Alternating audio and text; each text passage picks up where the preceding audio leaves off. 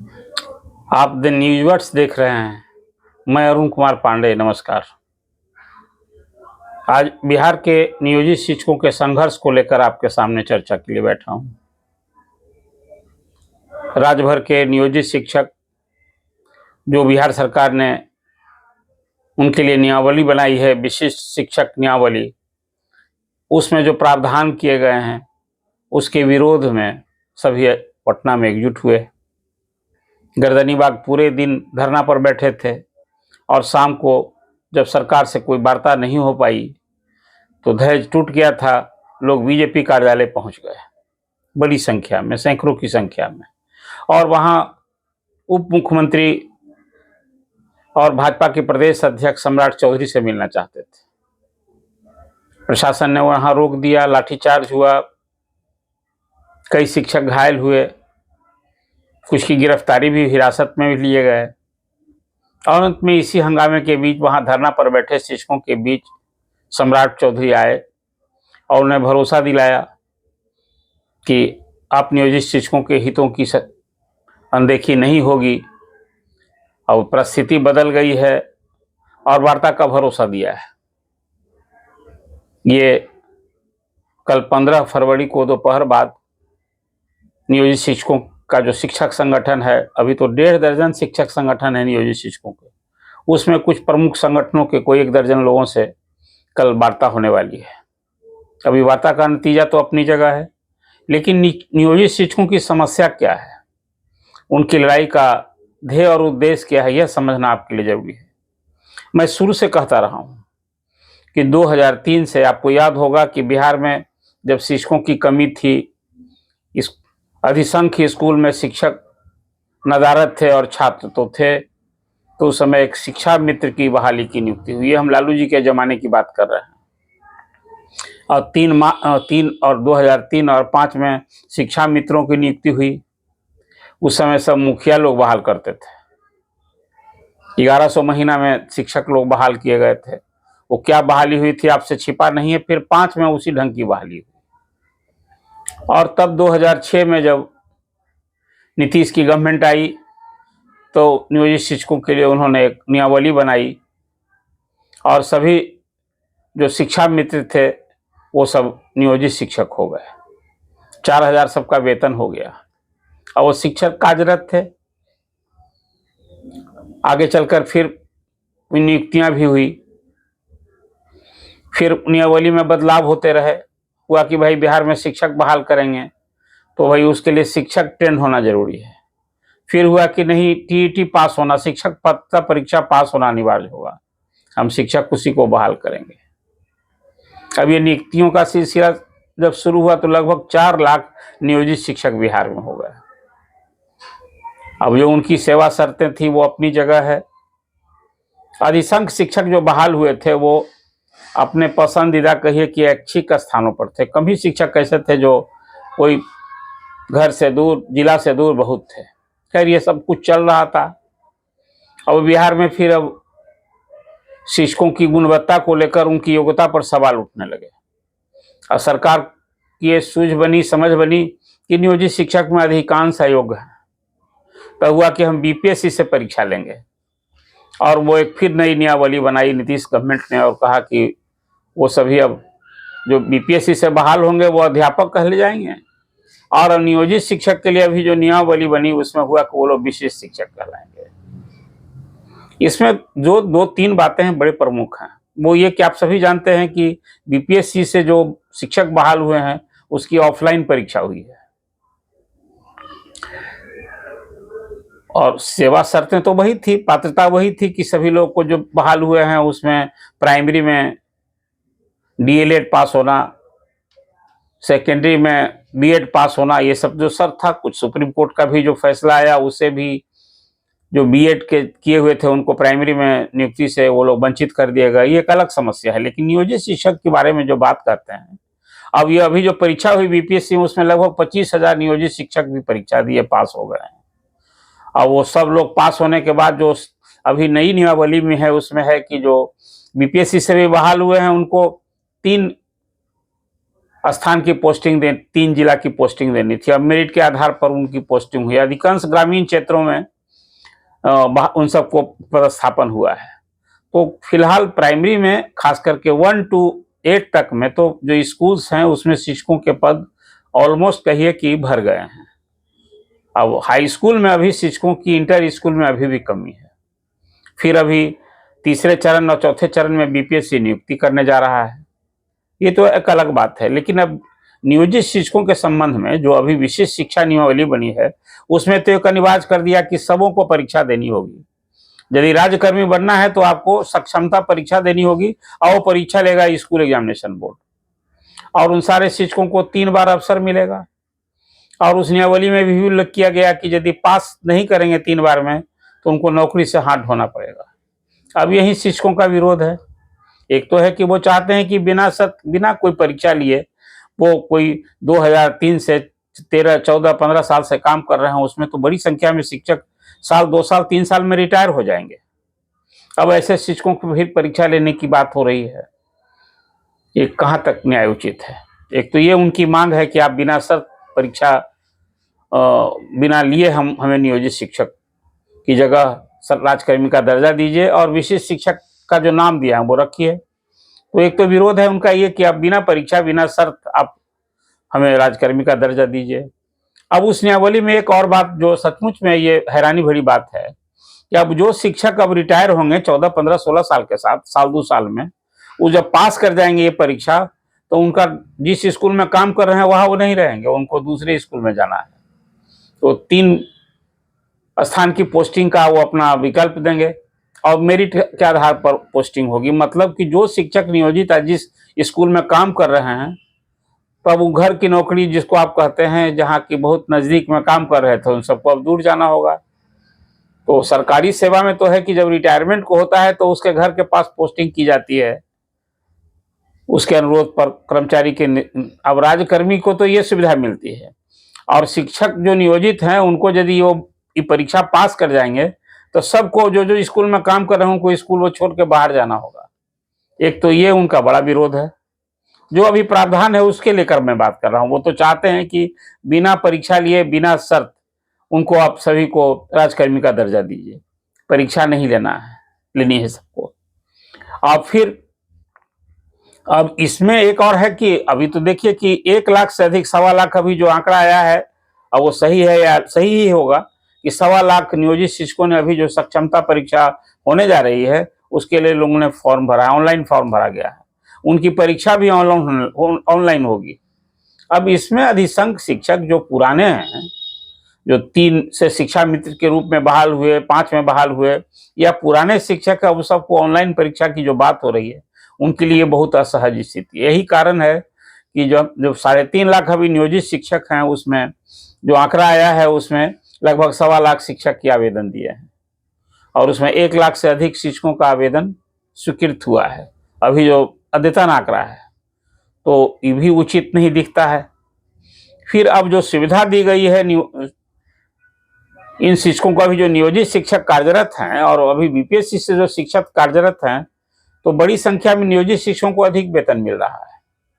अभी जो वेतनमान भी हुआ है तो उसमें उनका वेतन बढ़ते बढ़ते अब किसी को, जैसे नियोजित शिक्षक को जहां 42,000 सब काट कर मिल रहा है, तो जो अभी बीपीएससी से बहाल हुए उनको 35,000 के आसपास मिलेगा। अब बोलिए कि फिर वो यदि बीपीएससी की परीक्षा देकर अध्यापक बने हो तो उनको वेतन का भी नुकसान हो रहा है। अब फिर उनको नए स्कूल में जाना है। अब शिक्षक की 2 श्रेणी हो गई है, एक ही स्कूल में एक अभी अध्यापक संवर्ग होगा और एक विशेष शिक्षक संवर्ग होगा। क्या हो रहा है? सरकार तो इससे सचमुच में संवेदना से विचार करनी चाहिए, और जो संबंधित पक्ष वर्ग है कभी उससे आप बात कीजिए। शिक्षक संगठनों को सरकार चाहिए। मैं मानता हूं कि कल उप मुख्यमंत्री ने जो पहल की है, आपको याद होगा विपक्ष के नेता रहते, इन नियोजित शिक्षकों को लेकर उन्हें भी डंडा खाने पड़े थे। जब वो विरोध प्रदर्शन का नेतृत्व करने गए थे तो वहां भी वाटर कैनल वगैरह सब चला था, आपको याद होगा। तो मुझे लगता है कि सरकार में रहते अब उप मुख्यमंत्री को, सम्राट चौधरी के लिए अब सचमुच एक विशेष जिम्मेदारी और उनके लिए ये दायित्व भी हो गया है कि नियोजित शिक्षकों की खबर लें और शिक्षा मंत्री ने एक बात कल कही है, विजय कुमार चौधरी ने, कि नियोजित शिक्षकों को बिना परीक्षा लिए, तो कभी ये बात हुई नहीं थी कि हाँ उनकी सेवा राज्यकर्मी का दर्जा दिया जाए। और एक बात वो जो प्रोविजन किया गया है कि यदि 3 बार परीक्षा देंगे और फेल हो जाएंगे तो उनको नौकरी से हाथ धोना पड़ेगा, ये भी उनके लिए, सारे नियोजित शिक्षकों के लिए एक असहज स्थिति है। इस प्रावधान को समाप्त करना चाहते हैं। अब गोल मटोल भरोसा तो दिया जा रहा है कि भाई जो फेल भी करेंगे उनको नौकरी से नहीं हटाया जाएगा। हालांकि अभी हाल में अपर मुख्य सचिव के पाठक ने कहीं दौरे में कहा कि नहीं 5 बार अवसर मिला जाएगा, उसमें भी नियमावली में भी संशोधन बाकी है। और फिर कल जब बात होती है, अभी तो कल इसी उप मुख्यमंत्री के इस भरोसा के कारण शिक्षक बड़ी संख्या में पटना में डटे हैं और कल वार्ता होगी, उसकी उम्मीद की जा रही है। वार्ता यदि नियोजित शिक्षकों की मांग के अनुरूप उस दिशा में सरकार सकारात्मक रवैया नहीं रहा तो बड़ी संख्या में शिक्षकों ने आमरण अनशन करने की ठानी है पटना में जमकर। तो सचमुच अभी एनडीए सरकार के सामने नियोजित शिक्षकों की समस्या और लगे हाथ अगले साल, अगले महीने ही अब लोकसभा चुनाव की घोषणा होनी है। तो ये 3-3.5 लाख नियोजित शिक्षक परिवार की नाराजगी, उनका विरोध का क्या ये जोखिम जो होगा उसको सरकार झेलने के लिए तैयार है नहीं सरकार। ये कुछ ऐसे विषय आ गए हैं जो अब तो हमें लगता है कि नियोजित शिक्षकों को कुछ उम्मीद जगी है कि नई सरकार उनकी सुधि लेगी।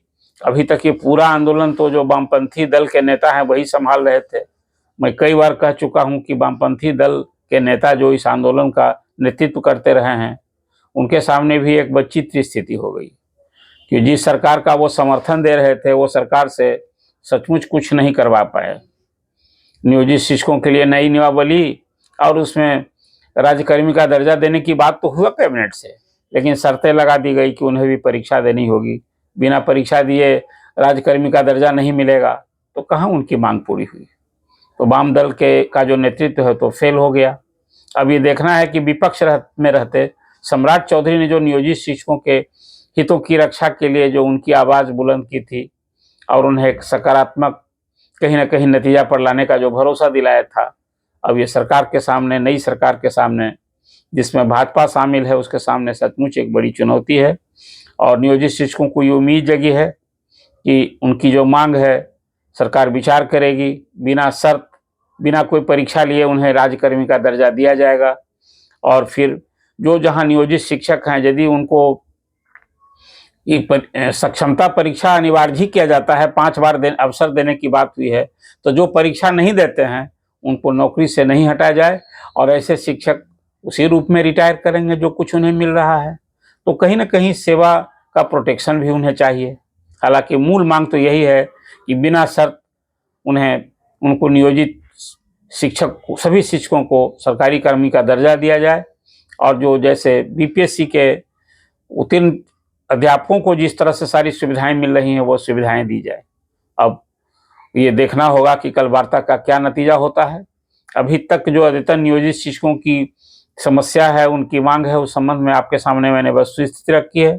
और मैं भी ये मानता हूँ कि अब जो 13 साल, 15 साल, 14 साल से कार्यरत शिक्षक हैं, जो 2003 से कार्यरत शिक्षक हैं, उनकी परीक्षा लेना ये कहाँ तक नियम है। वो तो ऐसे शिक्षक, हाई स्कूल वाले लोग तो मैट्रिक की कॉपी देखते हैं, इंटर की कॉपी देखते हैं।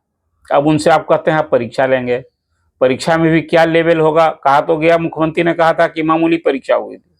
परीक्षा कोई मामूली होती है थोड़े, परीक्षा परीक्षा होती है। अब ये सारे नियोजित शिक्षक परीक्षा से डरे हैं। कई शिक्षक संगठनों को मैंने देखा कि वो शिक्षकों को कह रहे हैं कि आप इस परीक्षा का बहिष्कार कीजिए, इसमें नहीं बैठिए। हालांकि इस तरह की का आह्वान उन्होंने पिछली बार भी किया था बीपीएससी के लिए, तब भी 25,000 शिक्षक, उसमें 40,000 से अधिक शिक्षक बैठे थे। 25,000 तो सिलेक्ट भी हो गए, नहीं 60,000 से अधिक बीपीएससी के शिक्षक बीपीएससी की परीक्षा में बैठे थे नियोजित शिक्षक, और 25,000 से अधिक पास हुए हैं। वो तो 25,000 नियोजित शिक्षकों के भी पद खाली हो गए और जो नियोजित शिक्षक अध्यापक हो गए उन्हें दूसरे स्कूल में जाना पड़ा है। ये कुछ ऐसी समस्या है जो सचमुच इसमें सरकार को गंभीरता से विचार करना चाहिए और शिक्षकों के साथ एक अपमानित करने का जो एक सलूक दिख रहा है उस पर विचार करना चाहिए। अभी तो जो 5 बजे तक जो कार्यविधि बनाई गई है, इसको लेकर भी एक कहीं ना कहीं भारी विरोध था। अब जब आप महिला शिक्षक इतनी संख्या में आ गई हैं, राज्य के बाहर के भी कोई 25,000 शिक्षक आ गए हैं, तो आप कुछ शिक्षकों के हित को भी, उनकी सुविधा का ध्यान रखना होगा। आप नियमावली बनाइए, आपने बनाया भी है, सरकार बनाई है, लेकिन कहीं ना कहीं लगता है कि डंडे की चोट पर, डंडे के बल पर शिक्षकों को हाँका जा रहा है। ये एक तरीका मुझे लगता है कि संसदीय लोकतंत्र में उचित नहीं है और सरकार को अवश्य सोचना चाहिए। आखिर शिक्षक किसी और कर्मचारी से भिन्न है, उनका योगदान समाज में कुछ दूसरा होता है। हम समाज में शिक्षकों को सम्मान नहीं देंगे तो फिर ये तो एक विचित्र स्थिति होगी, जो पीढ़ी तैयार करते हैं। और उसमें कहीं कोई कमी है शिक्षकों में, यदि पढ़ाई में नहीं पढ़ा पाते हैं तो आप देखिए उसको फिर इन सर्विस ट्रेनिंग देने की व्यवस्था कीजिए। लेकिन कोई परीक्षा पास करने भर से योग्य हो जाएगा, ये कौन सी सोच है? मैं इसे अनुचित मानता हूँ। आप सिलेक्शन में, जब फ्रेश सिलेक्शन हो तो आप परीक्षा ली जाती है, लेनी चाहिए, बीपीएससी से ले, यूपीएससी से ले, आप ये कीजिए। लेकिन जो कार्यरत शिक्षक हैं उनको इस सक्षमता, मतलब ये सक्षम है कि नहीं, इसकी परीक्षा होनी है। मुझे लगता है कि यह सोच सरकार को बदलनी चाहिए और लार्जर इंटरेस्ट में शिक्षकों जो कार्यरत हैं उनके लिए कोई न कोई एक रास्ता निकालना चाहिए और उन्हें उनकी मांग पर सहानुभूति पूर्वक विचार होनी चाहिए और गंभीरता से इसमें कोई कहीं किसी एक पक्ष को जिद में आने से समस्या का समाधान नहीं होगा। मुझे लगता है कि कल नियोजित शिक्षकों के साथ जो उप मुख्यमंत्री की वार्ता होगी उसमें एक सकारात्मक परिणाम आएगा और संपूर्ण बिहार में आज जो स्कूल्स जो हैं एक संघर्ष का एक स्थल टाइप से हो गया है। खास करके जो राज्य भर के स्कूलों से आती है, निरीक्षण के नाम पर भी दोहन हो रहा है स्कूलों में। कोई मिड डे मील के नाम पर वहां दोहन हो रहा है, कोई 9 बजे ही जाकर के, 9:30 बजे जाके लोग जाते हैं और ये शिकायत मिलती है कि वहाँ 5 मिनट 10 मिनट भी विलंब से कोई पहुंचने वाले शिक्षकों को फिर उन्हें 1 दिन का वेतन काटने का इस तरह की धमकी, डरा धमका के, इसका भी दोहन होने की शिकायत मिल रही है। अब के पाठक जी की जो एक छवि है करक अधिकारी की, बहुत सारी बातें उनके पास नहीं पहुंच पाती है। पीड़ित व्यक्ति भी सही ढंग से उनके पास पहुंचने का माध्यम नहीं है। अभी कैसे रास्ता निकलेगा? संपूर्ण बिहार के आज नियोजित शिक्षक डरे सहमे हैं।